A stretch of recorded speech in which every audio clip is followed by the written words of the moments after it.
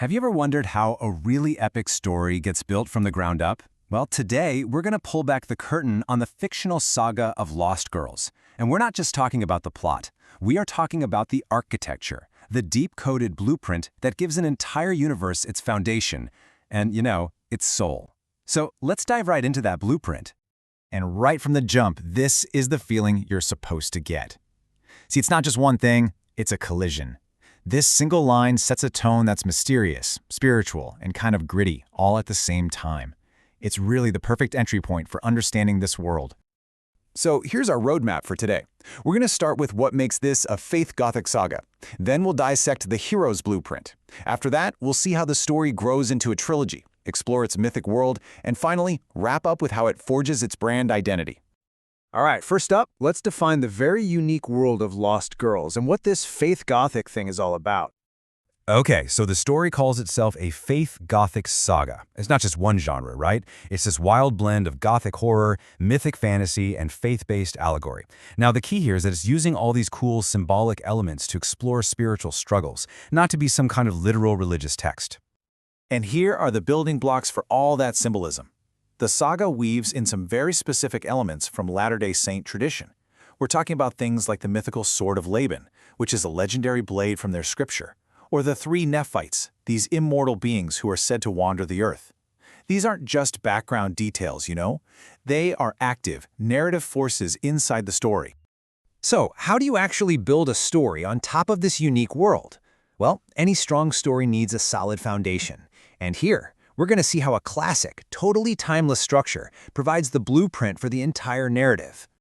Act 1 kicks everything off with a family just shattered by grief. The main character, Eden, she's rebelling, and that pushes the family to move to this fog-drenched town that's just steeped in supernatural tension. It's really all about their denial crashing into a world that just refuses to be ignored. Then, in the second act, wow, things escalate fast. Eden gets seduced by a coven of vampiresses, and that spiritual battle, it becomes totally explicit and, frankly, terrifying. The family home literally becomes a battleground, forcing them all to confront these dark forces they can't deny anymore. The final act is all about the aftermath and the transformation. It's not just about winning one fight. It's about the family's restoration and the legacy they now have to carry. They're not just a family anymore. They've been forged into this unit of, unconventional spiritual warriors. And holding all three of those acts together is a structure that's resonated with people for thousands of years. The hero's journey. It just taps into these universal patterns of trial, transformation, and return that we all kind of get on a deep level. From their ordinary world as a grieving family all the way to returning with the elixir of a new purpose, this classic model gives the story a really powerful, timeless vibe. Okay, so a solid structure for one book is great, but how do you scale that up into an epic saga? Let's take a look at how this one story becomes the launchpad for a whole trilogy. This line right here is the crucial point. The first book ends, with a victory, but this line just reframes everything. The reader suddenly realizes that the main villain they thought they just defeated, she was just the appetizer. The real conflict, the true threat, is only just beginning. It's an absolutely brilliant hook that makes you demand a sequel. And you can actually map out that escalation perfectly with this chart. In Book 1, our protagonist Eden goes from being a victim to a spiritual vessel. Then, in Book 2, she evolves from that vessel into a full-on warrior, grappling with her identity. And by Book 3, she completes her arc, transforming from a warrior into an intercessor, somebody focused on sacrifice and restoration. Each book just builds on the last, raising the stakes and taking the characters so much deeper. So a strong structure is the skeleton, right? But a world needs flesh and blood to feel real. Now let's look at how the narrative gets furnished with rich lore and compelling characters that make it feel ancient and alive. See, the bad guys aren't just generic villains. Each member of this vampirous coven has a distinct, tragic origin story that spans centuries and continents. You've got a Roman noblewoman, a French revolutionary. Their deep backstories add all these layers of history and motivation to the conflict, which makes the threat they pose feel so much more profound. And on the side of the good guys, you have this incredible transformation.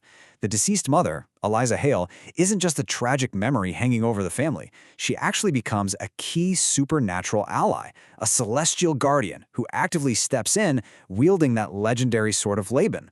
This completely turns a source of grief into a major source of power. So cool. So finally, you've built this complex world. You've got this amazing story. How do you communicate all of that to an audience in a single glance? Well, this is where branding comes in, connecting the story's core ideas to how it looks. The original logo, it totally captures that mystical and writerly feel of the saga.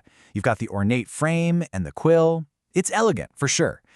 But in our modern digital world, all those fine details can get completely lost on a small thumbnail or a profile icon. It's good, but it has a very practical design problem.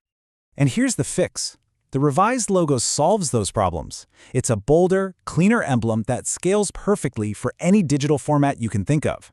But more importantly, its sharper lines and Gothic feel better reflect that cinematic noir atmosphere of the story itself. The design now perfectly matches the tone we heard about at the very beginning. It all comes full circle. And that really brings us to the final, crucial point. When we deconstruct Lost Girls, we see that a compelling universe isn't just about one great idea. It's about the deliberate architecture, the genre blending, the narrative structure, the world building, and even the branding, all of it working together. It really makes you wonder, doesn't it, how much of a story's success is already written in its blueprint, long before the first chapter even begins.